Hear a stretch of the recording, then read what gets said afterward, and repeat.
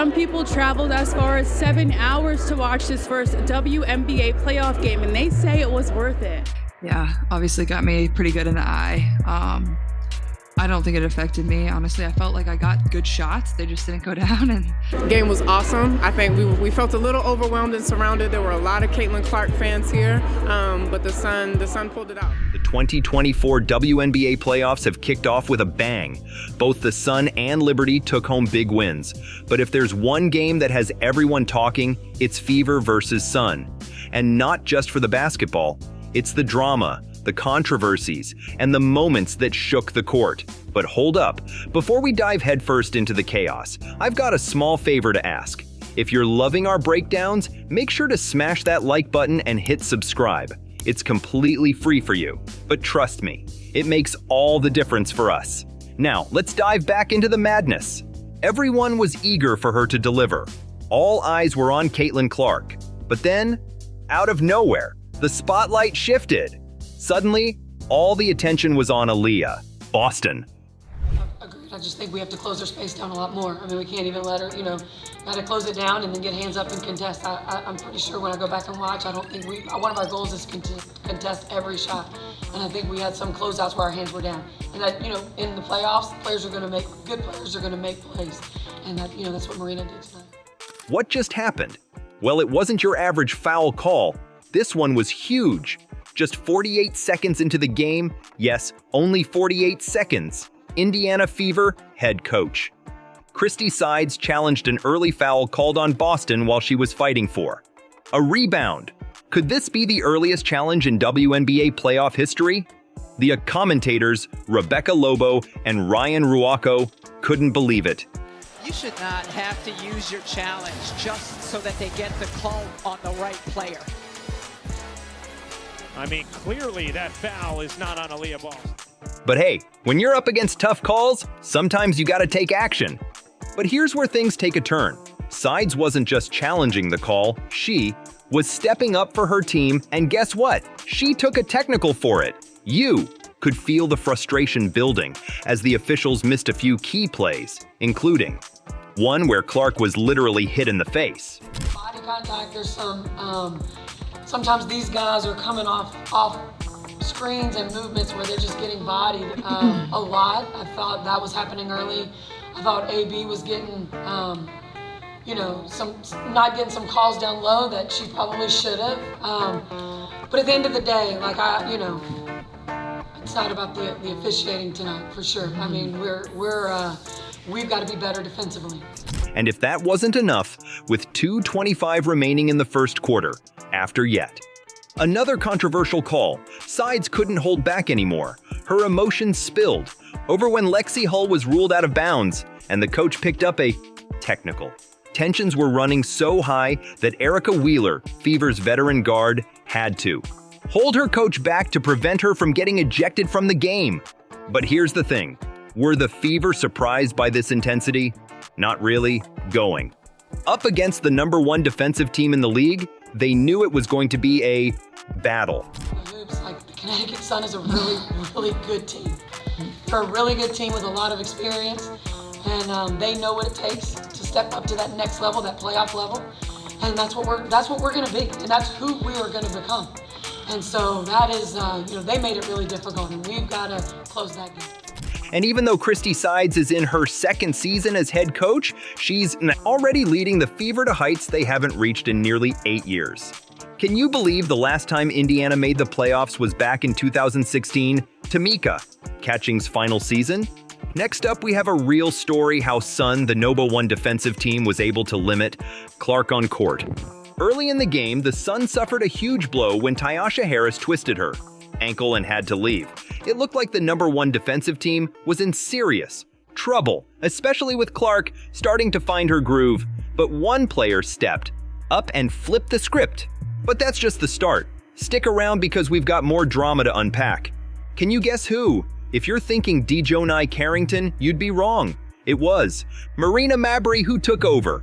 Limiting a phenom like Caitlin Clark is no small task, but while the Suns' defense was focused on Clark, Mabrey was unstoppable. On offense, she poured in 27 points in just 28 minutes, along with 2 rebounds. and 3 assists, nearly a point per minute. Even more impressive, she knocked down 5 of her 12 shots from deep, setting a postseason record for the most points off the bench in League U history.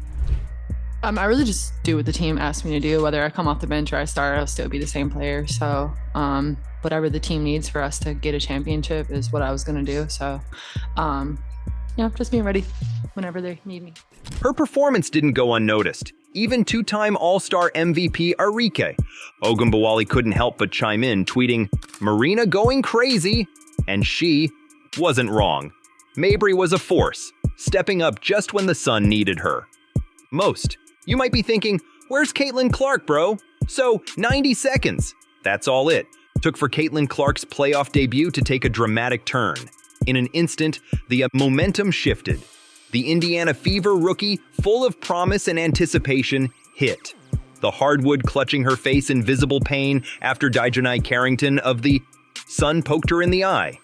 "Obviously, she got me pretty good," Clark admitted during the post-game conference, yet in true Clark fashion, she insisted it didn't affect her play. Tell us a little bit about your eye, the hit, if it affected you, how it affected you, and through the rest of the game. Thanks. Yeah, obviously got me pretty good in the eye. I don't think it affected me. Honestly, I felt like I got good shots. They just didn't go down. But did it really? As the game pressed on, it became clear that something was off. By halftime, Clark had just 3 points to her name, 0 for 6 from three-point range and 1 for 9 from the field. Meanwhile, Marina Mabrey of the Sun was on fire, igniting the offense from the bench. The third quarter transformed into a fierce showdown, Mabrey versus Clark. Clark started to pick up the pace, notching 8 points, but Mabrey's relentless scoring surged her ahead with 11 points in the same span. Mabrey wasn't done. With every bucket, she extended her lead, finishing with a staggering 27 points.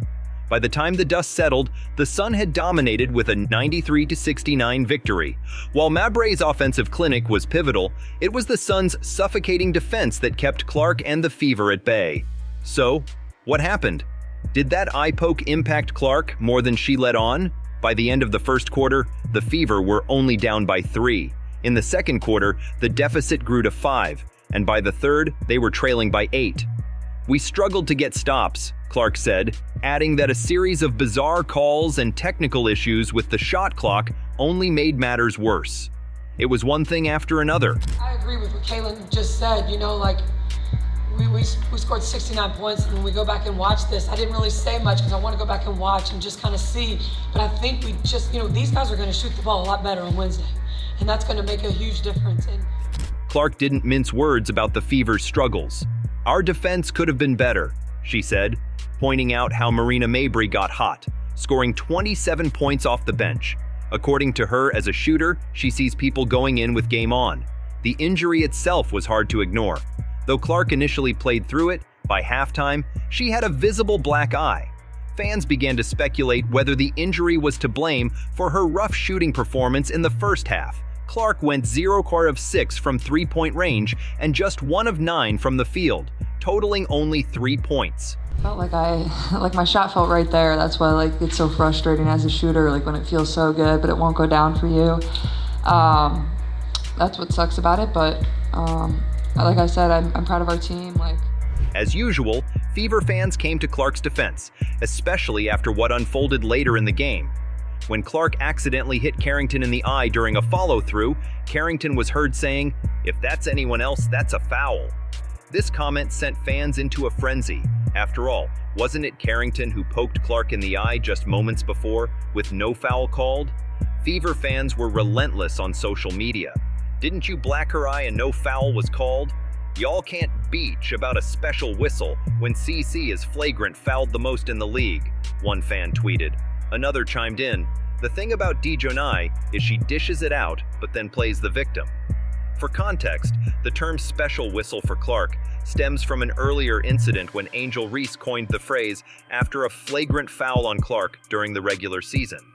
This time, however, the lack of a call on Carrington left Clark's supporters even more frustrated. So, what happens next? Despite the controversy and injuries, there's still hope for the Fever to turn things around. But the real question is, how will Clark respond? Will she fire back on the court, where she's known to do her best talking? What do you think? Let us know in comments. Stay tuned, cause we'll be soon coming up with breaking right from the playoffs.